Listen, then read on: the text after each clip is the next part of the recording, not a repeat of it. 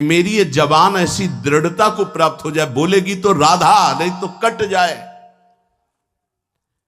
रसनाद्या तव गुण ही, केवल आपकी बात बोले, नहीं तो ये नष्ट हो जाए। मुझे ऐसी जिह्वा नहीं चाहिए जो आपसे भिलक बात करे।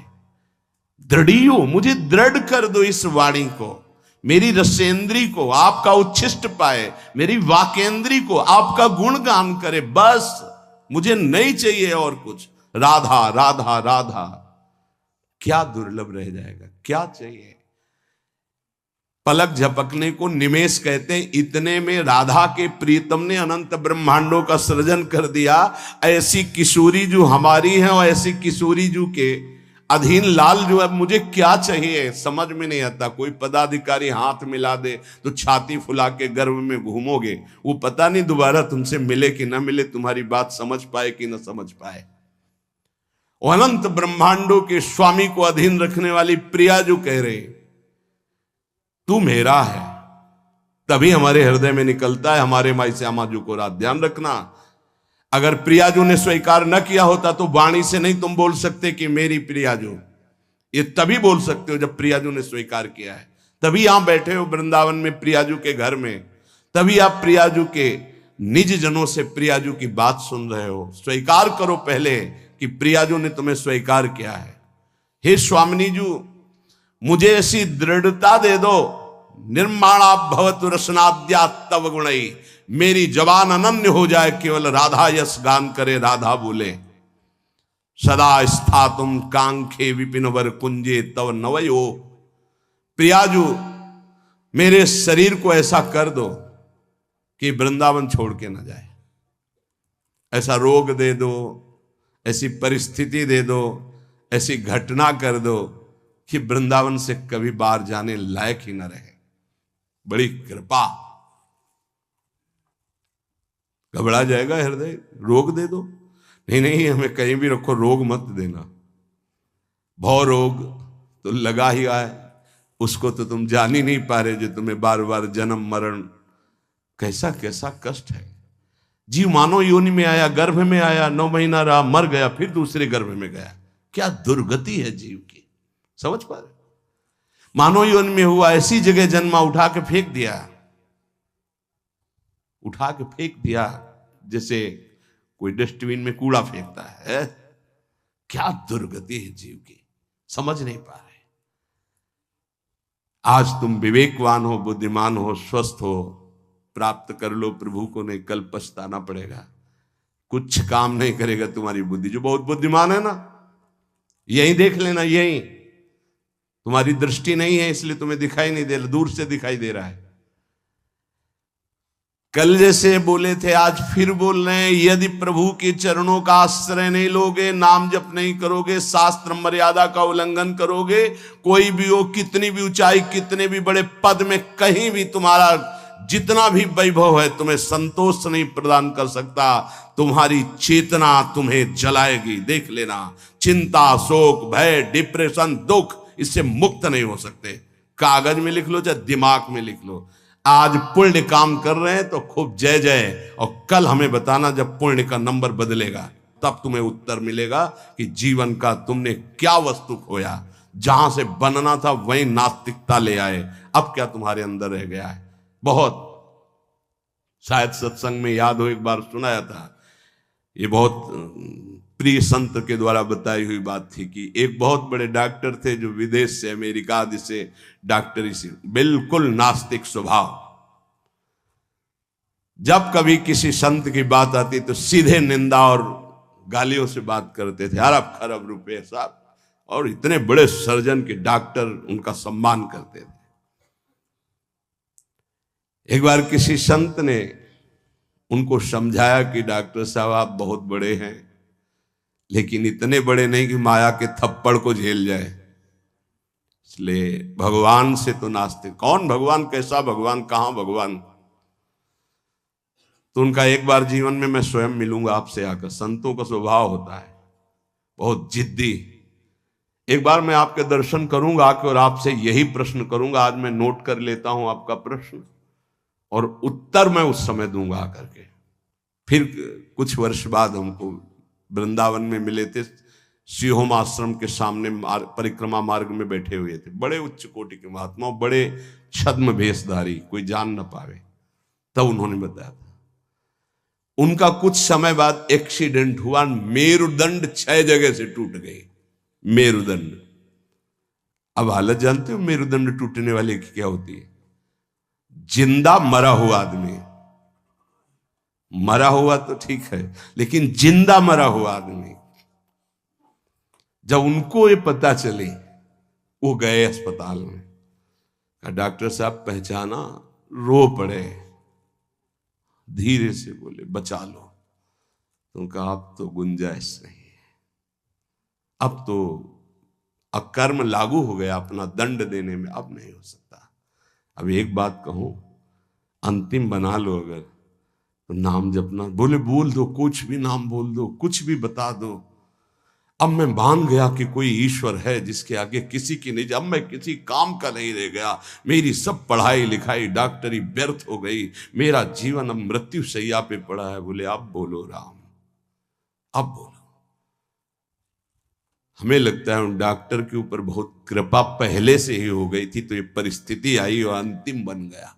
संत के द्वारा भगवान नाम उच्चारण करवाना और आर्त भाव से भगवान को पुकारना, कई ऐसे उदाहरण, इसीलिए हम चीख के कहते हैं कि कोई भी हो, कहीं भी हो, कुछ भी कर लो, जब तक भगवद आश्रय नहीं लोगे तब तक शांति तुम्हारे अंदर नहीं, विश्राम नहीं। ये चिंता, शोक, भय, मृत्यु तुम्हें दंड देके रहेगी, तुम्हें त्रास देके रहेगी। हम ये नहीं कहते कि भजन करने वालों को रोग नहीं आता, दुख नहीं आता, विपत्ति नहीं आती, लेकिन 100 ग्राम विपत्ति 1 किलो संपत्ति क्या करेगी? 100 ग्राम विपत्ति का दुख हो, 1 किलो संपत्ति का सुख क्या करेगा? कौन सी आनंद संपत्ति? ये तो दुख गणना में ही नहीं है उस सुख के आगे, लेकिन हम तुम्हें इशारे में बता रहे हैं। 100 ग्राम दुख और 900 ग्राम सुख उसके ऊपर लदा रहता है, वो कुछ नहीं कर पाता। भगवद आश्रित के हृदय को तुम नहीं जान पाओगे। तुम भी भगवद आश्रित हो जाओ। सदा स्थातुम कांखे विपिन वर कुंजे चनवयो।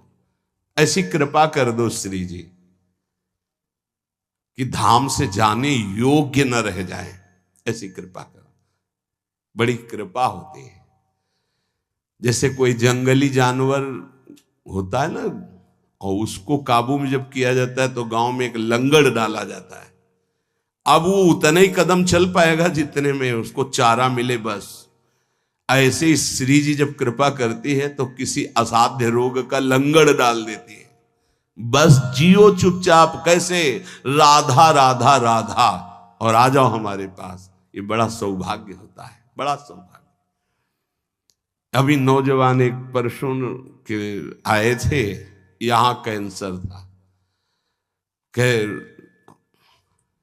मैंने आपको गुरु मान लिया, अब राधा राधा राधा, अब एक श्वास भी नहीं राधा नाम से अलग जाएगी, बस मुझे कोई आशीर्वाद नहीं, बना रहे, बस राधा राधा, छूटे न। कितनी कृपा हो गई। कोई अपने जीवन की जब निराशा की स्थिति को देखता है तब आशा उसकी बनती भगवत प्राप्ति की। अब तो गया भाई, अब तो राधा राधा। हम तो कहते प्रणाम है भगवान की इस विधान को, प्रणाम है उस दुख, उस रोग को जिसने निश्चय करा दिया कि अब तो राधा राधा राधा। बड़े भाग्य की बात है ये, यद्यपि बर्दाश्त नहीं होगा भाग्य सबको। सदा स्थातुम, वृंदावन से न जा पाऊं, आपका आश्रय न छूटे, आपका नाम न छूटे, ऐसी परिस्थिति दे दो। ये बहुत मंगलकारी परिस्थिति है। भगवान कृपा करें भोग लायक न रह जाएं, भगवान कृपा करे जगत लायक न रह जाएं, भगवान कृपा करे हमसे कोई प्यार न करे। बर्दाश्त होगी ये बात? एक हो गया ऐसी कृपा हमें सुनना भी नहीं। हमारी आकांक्षाएं जगत की है, ये जरूर सुनना। यही हमारे जीवन की दुर्दशा है जो हमको प्रभु से विमुख किए हैं। एक बार हम एक संत भगवान के मुख से सुना कि असाध्य रोग भगवान की विशुद्ध कृपा से प्राप्त होता है। ये साध्य रोग नाता तो साधन का अहम बना रहता। मानते कि साधना ठीक थी, लेकिन उसका परिणाम वो नहीं होता जो आर्त भाव में हुआ, जो असहाय अवस्था में हुआ, जो अकिंचन अवस्था में। कोई एक व्यक्ति पानी देने वाला नहीं, एक वस्तु नहीं, आर्त भाव। आप समझ गए कि मैं गया, उसी ने कृपा की। उसी कृपा का आज आप लोग रसास्वादन कर रहे हैं। यद्यपि किसी योग्य नहीं, किसी योग्य नहीं, ना पढ़ा लिखा, ना उतना कुछ नहीं, केवल बस ऐसा है कि जैसे पारसमणि छू गई लोहे पे तो चमक पड़ा, सोना बन गया। वो उस लोहा जंगहा किसी के काम आने वाला नहीं था। श्रीपाद कह रहे सदा स्था तुम स्वामिनी, ऐसा कुछ कर दो कि ये शरीर किसी योग्य न रह जाए, आपके धाम में ही पड़ा रहे। बड़ी कृपा है उनकी। कृपा का स्वरूप हम देखा कैसे कृपा निकालती है। बिल्कुल विषय में लगे हुए हैं, एकदम निकाल के ऐसा भगवदाकार वृत्ति जो वर्षों में नहीं होती साधना से, वो मिनटों में कर देती कृपा। हमने देखा, प्रमाण देखा। वो अज्ञानी जीव नहीं जानते हैं उस कृपा को। कृपा एक क्षण में भगवत प्राप्ति करा देती, एक क्षण में। साधना तो असाधनों का त्याग करने के लिए होती, कृपा के लिए साधन असाधन कुछ मतलब। बाढ़ आई तो सब बहा के ले गई। ये कृपा बाढ़ है। श्रीपाद करे ऐसी कृपा कर दो कि मेरा जीवन सिर्फ वृंदावन। क्यों वृंदावन में ही? क्यों? ऐसा क्या खास बात है? केवल भगवत प्रेम प्राप्ति वृंदावन से हो सकती है। मोक्ष प्राप्ति तो काशी में भी हो जाएगी। प्रेम प्राप्ति ये वृंदावनेश्वरी। ये हम अपने छाती की बात कहते हैं। अगर तुम समझ पाओ, हमसे पूछो प्रमाण, तो हम इसीलिए छाती शब्द बोला है। यहां जब शरीर छूटता है तो वृंदा सखी, जैसे अभी इशारा हुआ था ना, इसमें निदेशात संप्राप्तो वर युवत युग्मम प्रिवहु। दो सखियों को आदेश किया, सब सखियों को बुला और पुष्पांजलि अर्पित करो। इशारा हुआ वृंदा सखी का, लताओं को इशारा हुआ, झंकृत। ऐसे ही यहां वृंदा सखी इशारा करती है। ये जीव हमारे तत्काल सहचर्या आती है। और जिसने जीवन भर राधा राधा पुकारा है, यहां शरीर छूटता है तो स्वयं श्री जी आती है। ये हम छाती की बात कह रहा हूं, स्वयं श्री जी आती है। क्योंकि कुछ बातें ऐसी होती है जिनकी सामर्थ्य नहीं जबान से कह सकूं, वो छाती में छुपी ही रहती है। इसलिए तुम्हें बात बता रहा हूं। यदि आप किसी योग्य ना होना और आपको लगे कि मुझे भगवत प्राप्ति करनी, तो धाम आके पड़े रहना, भगवत प्राप्ति पक्का। पड़े रहना धाम में। जब आपको लगे कि मेरी क्षमता खत्म हो चुकी, अब मैं किसी काम का नहीं रहा, भगवत प्राप्ति का कोई संभावना भी नहीं मेरे अंदर, तो यहां पड़े रहना, भगवत प्राप्ति हो जाएगी। श्रीपाद करे सुखम पश्ये क्रीड़ाम। अगर आपने ये ऊपर वाला नियम ले लिया, प्रिय त्वाम मामंगी कुरु, प्रिया जो मुझे अंगीकार कर लो, शरणागति प्रदान कर दो मुझे, मैं आपकी शरण में हूं। बहुत कृपालु लाडली है। बहुत प्रतिकूलता कृपा से मिलती है, बहुत प्रतिकूलता। श्री सुधाने जी के बार बार श्लोक, कब ऐसा होगा, कब ऐसा होगा, गायन करके एकदम शिथिलता हुई। तुम मां मंगी को, मुझे स्वीकार करो, प्रियजन स्वीकार करो। वो शाम जीवन की वो शाम थी जो भगवान कृपा करके हर साधक को प्राप्त हो। हर साधक को, हर जिज्ञासु को, हर प्रेमी को ऐसी शाम प्राप्त हो जिस शाम में विश्राम मिल जाए। हे तू मेरा, मेरे लिए ही तो साधना होती है। मैं जब कह रही तू मेरा, फिर तेरे को क्या चिंता। अब जैसे कोई युवराज पद पर अभिषिक्त हो जाए तो उसे कोई संशय थोड़ी रहता है। ऐसे ही हर समय आनंद मस्ती रहती, भयंकर पीड़ा की स्थिति में भी मन नाचता रहता है, केवल एक बात के लिए कि मेरी स्वामिनी ने मुझे स्वीकार कर लिया। इसीलिए मन से, प्राणों से, रोम रोम से केवल एक बात है, राधा राधा राधा। ये हम किसी पक्षपात की बात नहीं कह रहे, आप मान लीजिए, फिर आप देख लीजिएगा, आप मान लीजिए। बहुत बड़ी बात कह रहा हूं बार बार हृदय से। हमारी स्वामिनी का ऐसा स्वभाव, ऐसा प्रभाव अद्वितीय है, ना ऐसा सुना, ना देखा, ना अनुभव किया। सुखम पश्ये क्रीड़ाम प्रणय रस युक्ताम ही युवयो। मैं सुख पूर्वक इस वृंदावन की भूमि में पड़ा पड़ा प्रेम दृष्टि से अपने युगल सरकार की लीला को देखता रहूंगा। गुरु कृपा ही केवलम, गुरुदेव की कृपा से ही ये निष्ठा प्राप्त होती है कि वृंदावन वृंदावन, प्राण वृंदावन, जीवन वृंदावन, सर्वस्व वृंदावन। एक दिन बैठे बैठे हृदय से स्फुरित हुआ था, जो एक दो बार गाया है। ये हृदय की पूरी मनन की हुई बात आपको, जो एक दो बार पद गा करके सबको सुना, ये हृदय से केवल है। ये राधा नाम है जीवन हमारा, राधा नाम प्राण आधार है, राधा नाम है कर्ता विधाता, ये राधा नाम पालनहार है। राधा नाम सबका पूज्य है, राधा नाम का पूजन करे, राधा नाम के ही ध्यान से हम शुद्ध अपना मन करें। राधा नाम के जप ध्यान से प्रेम बढ़ता जाएगा, राधा नाम ही हमें प्रेम में निकुंज तक पहुंचाएगा। इस पूरा जीवन का सार, ये हमारा जीवन है, ये प्राण है, यही हमारा कर्ता, यही हमारा विधाता, विधान बदलने वाला है, यही हमारा सर्वस्व है, यही हमें निकुंज तक पहुंचाएगा। विश्वास कर लीजिए। पड़ा रहूं इस रज में, राधा राधा पुकारता रहूं। कैसी इस रज की महिमा। श्री भट्ट देवाचार्य जी कहते हैं, अगर इस रज के बाहर संपत्ति की तो बात जाने दो, हरि भी खड़े होंगे तो आंख उठा के नहीं देखूंगा। विपिन राज सीमा के बाहर हरिहु को न निहार, रे मन वृंदा विपिन निहार।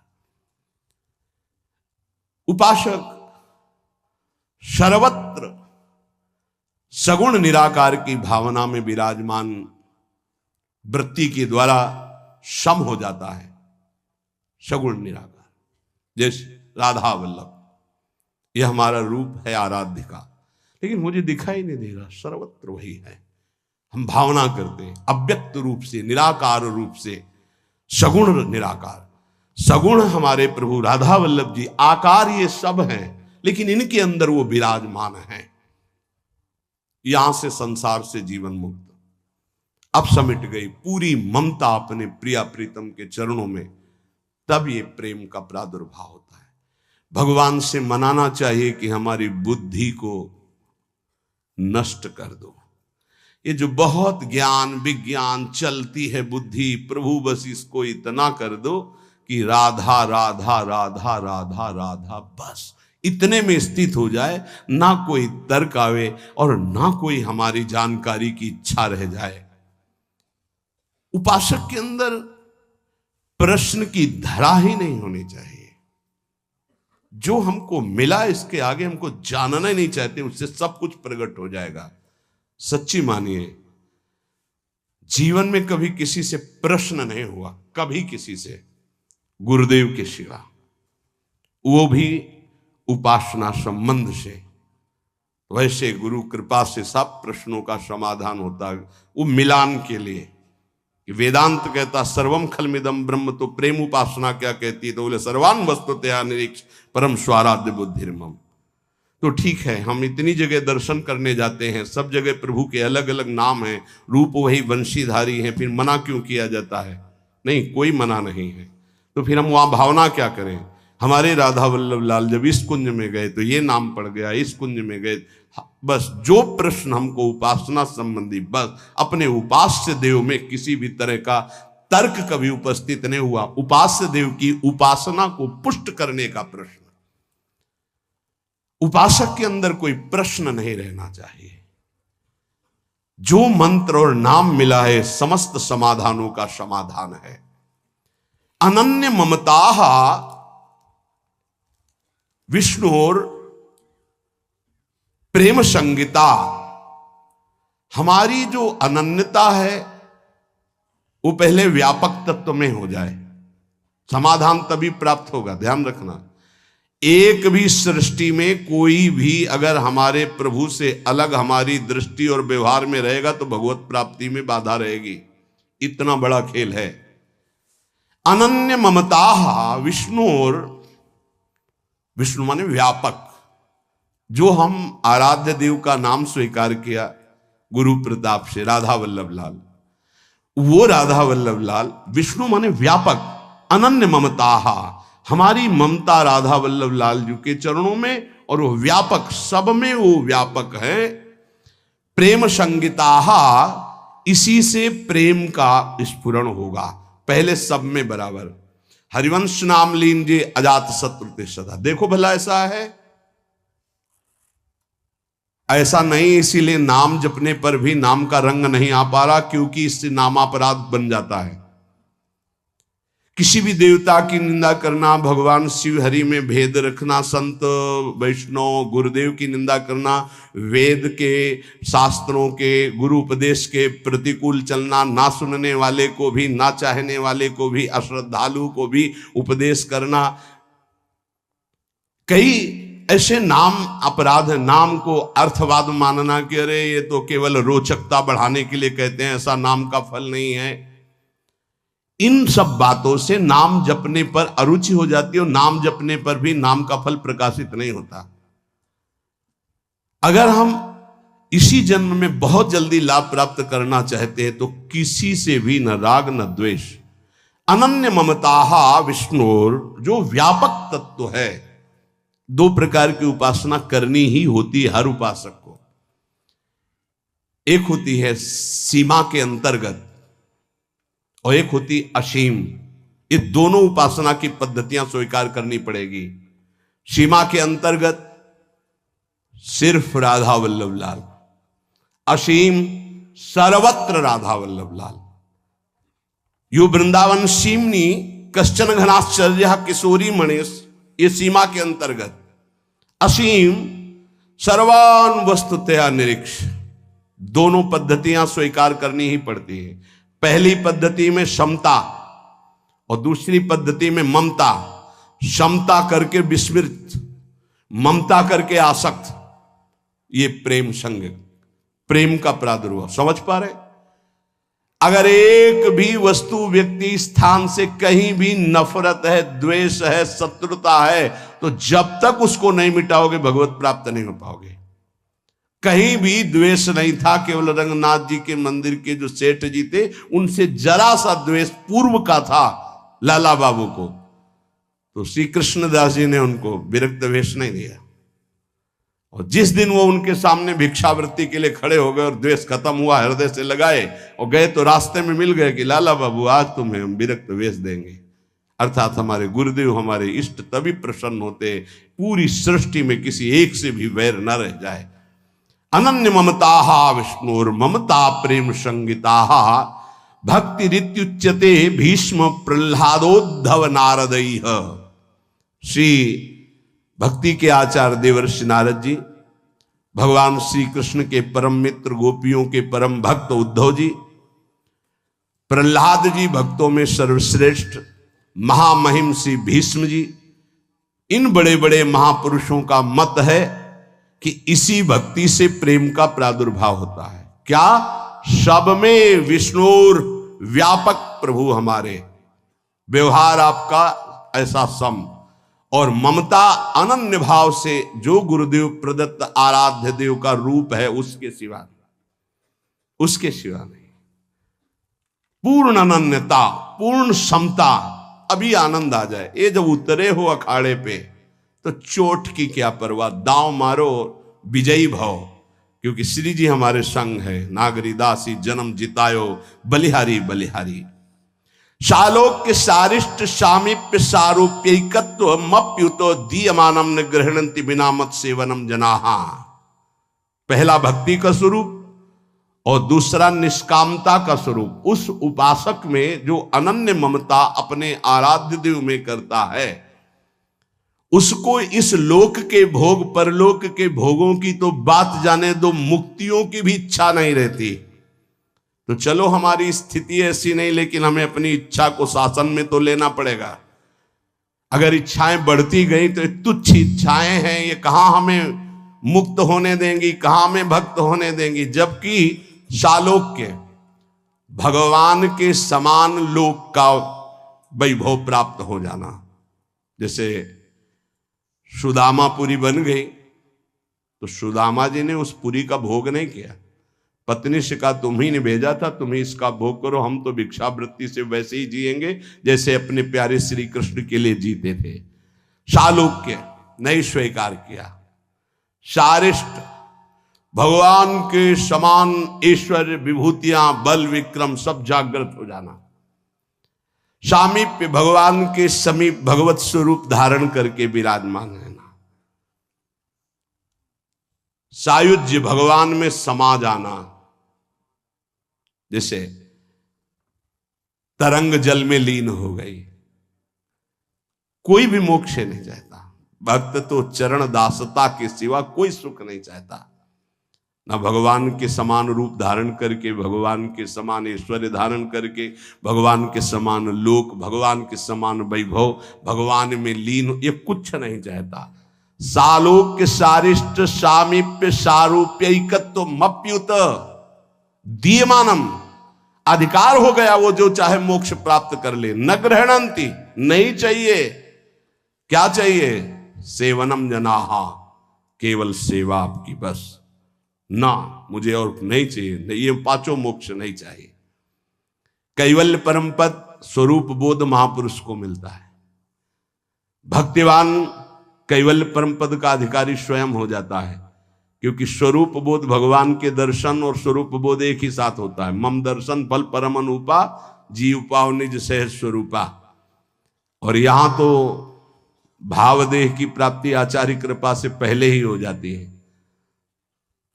अलग अलग उपासना का खेल है। जैसे भाव से आप भजन कर रहे हो, आपको स्वरूप ज्ञान भी नहीं है, खूब नाम जप कर रहे हो, विकल हो प्रभु के लिए, कोई मैं कौन हूं क्या हूं कोई मतलब नहीं, तो भगवान दर्शन देंगे, जे ही दर्शन देंगे स्वरूप बोध हो जाएगा। प्रेम उपासना में जे ही प्रियाजु से आसक्ति बढ़ती है तो आचार्य चरण भावदेह प्रदान कर देते हैं, वहां स्वरूप पहले ही बोध हो गया। वो केवल परम पद का अधिकार प्राप्त करके उसका त्यागी प्रेम मार्ग में आगे बढ़ जाता है। सच्चिदानंद प्रभु के भजन में कैसे भी लग जाओ, मंगल ही मंगल है। इसके लिए तुम्हें थोड़े दिन यत्न करना जरूरी है, प्रयास करना जरूरी है। प्रारंभ में कहने लगते हैं मेरे से भजन नहीं होता, तो भजन तो सिद्धों से होता है, तुम्हें कैसे होने लगेगा? तुम्हें करना पड़ेगा। लोभ जगाओ सत्य वस्तु की प्राप्ति के लिए, सब कुछ मिल जाएगा। जैसे लोग अज्ञानी लोग कहते हैं तुम कहते हो तो नाम जपने से हमें भोजन मिल जाएगा क्या? तुम चिंता मत करो। तुम्हें अगर विश्वास हो तो जो हम तुम्हें नाम दे रहे हैं राधा राधा, ये अखिल पति भगवान को अधीन कर लेता है। यार भोजन में गिर गए तुम कि भोजन पता नहीं मिलेगा कि नहीं मिलेगा। और हमने ये कभी नहीं कहा कि आप ऐसे हाथ पे हाथ धर करके राधा राधा बोलो। हमने कहा अपने कर्तव्य का पालन करते हुए करो, कर्म करो, पुरुष कायर नहीं बनो, जबान से राधा राधा बोलो और अपने कर्तव्य का पालन करो, सब ठीक हो जाएगा। कर्तव्य कर्म से तुम्हें व्यवहार सामग्री मिलेगी और राधा नाम तुम्हें परमार्थ में बलशाली बना देगा। लेकिन ये अज्ञानी जीव समझते नहीं। एक बार भगवान शंकराचार्य जी आद्य गुरु, वो गंगा के किनारे देखा कि दो मछुआरे ऐसे समाधि लगाए मानो बैठे हो, बड़ी एकाग्रता से। वो बंसी जब डाली जाती है वैसे, और जरा सा हिली तो ऐसे। तो गए भैया कितना समय बैठते हो? बोले सुबह से शाम तक महाराज। क्या मिलता है? महाराज कुछ मछलियां मिल जाती हैं, बेचते हैं, परिवार का पोषण होता है। कितने रुपया मिलते हैं? बोले इतने मिल जाते हैं। बोले ठीक है, इतना रुपया तुम्हें देंगे, भोजन देंगे, वस्त्र देंगे। 4 मठों की स्थापना उस समय हो चुकी थी। चलो मठों में विराजमान हो और नारायण नारायण का कीर्तन करो, बढ़िया भोजन मिलेगा, वस्त्र मिलेगा। महीने में इसके अनुपात से, रोज के अनुपात, मछली मारना बंद करो। चले गए, बैठा करो नारायण नारायण। बैठ गए, उनके सामने तो शुरू किया नारायण नारायण, और जो ही हो गए सो भाग गए। फिर मछली मारने लगे। फिर भगवान शंकराचार्य जी गए और उनका तुम भाग क्यों आए? बोले अपना भोजन और अपना पैसा ये सब आप रखो, हमसे वो नहीं होगा। हमें जो सुख मिलता है मछली मारने में, उन नारायण नारायण। अब वो साधक तो है नहीं। बोले हमको नहीं चाहिए तुम्हारा भोजन और रुपया। समझो, आप खिलवाड़ मत समझे।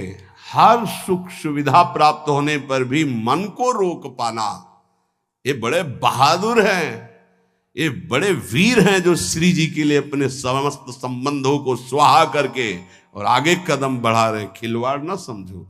उनको कहा गया कि तुम्हें मछली मारने से जितना मिलता है प्रति महीने मिलेगा, कोई चिंता नहीं, खाओ पियो, नारायण नारायण बोल। नहीं कर पाए, क्योंकि मना स्थिति जब तक राजी नहीं तब तक कैसे हो सकता। मना स्थिति को प्रभु में राजी करने वाले, इसीलिए सतरत सतरत सा लोकांतारित। तो आप सबसे प्रार्थना है, भजन सिद्धों का होता है, साधकों का नहीं। साधकों को प्रारंभ में बिना रुचि के, बिना भाव के, बिना स्वाद के भजन करना पड़ता है, और भजन ही हमारे जीवन को परम सुख में पहुंचाएगा। आत्यंतिक दुख की निवृत्ति, जहां लेस मात्र भी दुख नहीं प्यारे, वहां पहुंचने की बात कही जा रही है। इसलिए आप बात मान जाओ, क्योंकि ये ऐसी कोई वस्तु नहीं कि हम खरीद के आपको खवा दें, ऐसी कोई बात नहीं जो हम आपको दिखा दें। बस वाणी से कह के असमर्थ होकर के बस कहते हैं कि आप मान लो बात। राधा राधा राधा राधा, जो आपको कर्तव्य मिला है उसे पूजा मानो और नाम जप करो, निहाल हो जाओगे, मस्त हो जाओगे। कोई भी तुम्हें परास्त नहीं कर पाएगा, हारते हुए भी जीत जाओगे, और अगर प्रभु से विमुख रहे तो जीतते हुए भी हार जाओगे। ये बात ध्यान रखना जीवन की। नाम है तो सब कुछ है, नाम छूटा तो कुछ नहीं। इतनी बात लिख लो। ये हम केवल कोरी भावुकता में नहीं कहते, किसी पक्षपात में नहीं कहते, शास्त्र प्रमाणित जीवन का सार आपको बात कहते हैं। राधा राधा राधा।